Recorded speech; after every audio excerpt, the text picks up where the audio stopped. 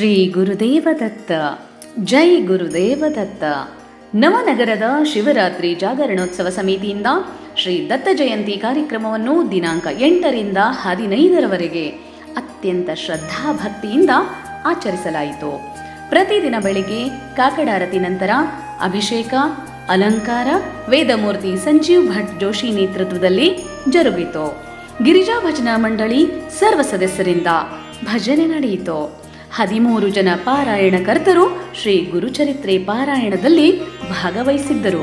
ದಿನಾಂಕ 14 ಚತುರ್ದಶಿ ದಿನದಂದು ಸಂಜೆ 6 ಗಂಟೆಗೆ ತೊಟ್ಟಿಲೋತ್ಸವ ಜೋಗುಳ ಹಾಡಲಾಯಿತು. ಎಂ.ಕೆ. ನಾಡಗೇರ್ ಪ್ರಾಸ್ತಾವಿಕ ಮಾತನಾಡಿ, ಇಂತಹ ಪವಿತ್ರ ಕಾರ್ಯಗಳು ಕೇವಲ ಭಗವಂತನ ಕೃಪೆಯಿಂದ ಮಾತ್ರ ಸಾಧ್ಯವೆಂದು ಹೇಳಿದರು. ರಮೇಶ್ ಕುಲಕರ್ಣಿ ವಂದಿಸಿದರು.